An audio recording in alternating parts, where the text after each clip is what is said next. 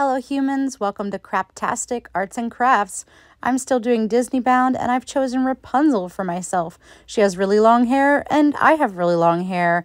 She loves to cook and I love to cook. She does arts and crafts and I also do arts and crafts. She has a pet and I have a pet. She dresses her pet up and I dress up one of my pets, not this one. She also has an evil mother that robbed her of a normal childhood.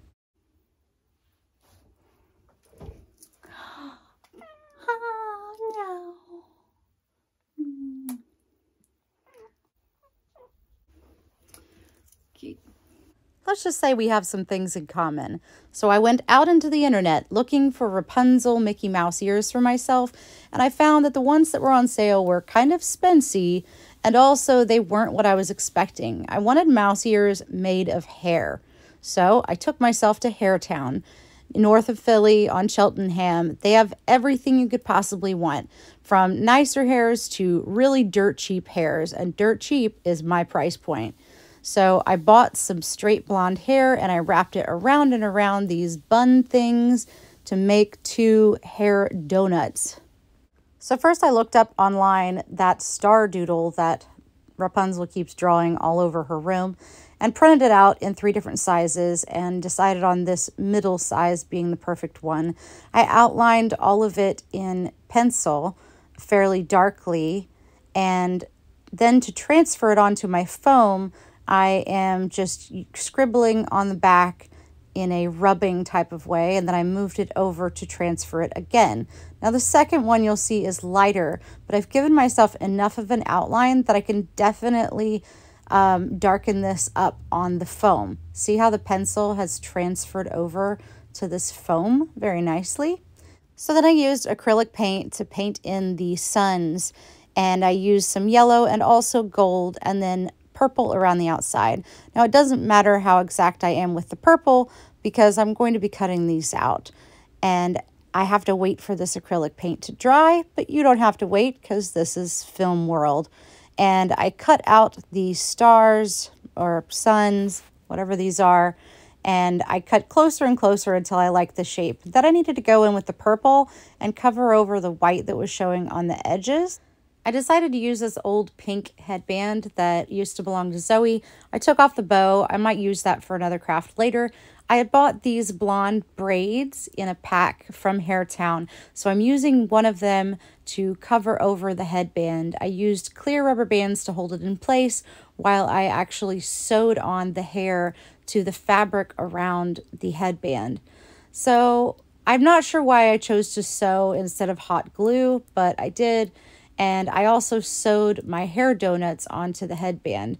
But after testing it, they were a little bit floppy still. So I ended up getting a piece of wire and wiring that into each of the hair donuts and then around the headband. And I thought that this would give it enough support. But stay tuned for a twist in our story. This did give it support from the hair donuts to the headband, but I didn't really think about the support needed from the headband to my actual head. I have this Pascal hair clip that I made the last time we went to Disney World, so I'm definitely going to reuse that. And I have these flowers left over from a flower pot I made for a friend. And this should have been it. I actually loved the way that they looked. They weren't terribly unstable, but at the same time, I did feel that they're not stable enough to go on rides. I got this lizard backpack from Wish. His eyes were just green, so I painted them to look like Pascal's, and I fancied up the straps to look like Rapunzel's dress.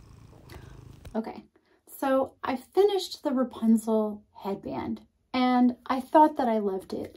But then, and I thought it was really pretty, but the problem was the stability issue. It just felt like the headband was a little weak. And if I'm going to be at Disney World, kind of running around with this on my head, I don't want to be worried that the ears are moving. So I bought this pack of headbands from Ross. It came with 3, and it came with this pink one, and it also came with one that is hair colored.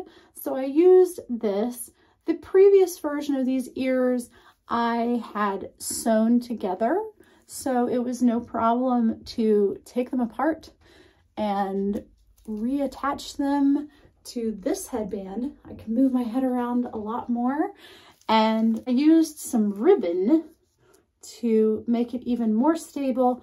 Since the headband is twice as wide as the old one, I had to use 2 strands of the braided hair instead of 1. Overall, I am much happier with this final setup because it's more stable on my head. It feels comfortable, and that's really important. This does have some wiring inside of it still. There are some wires hot glued that go up into the hairball, and that gives it a lot more stability so they're not shaking around. So now I love them. I'm perfectly happy. Yay!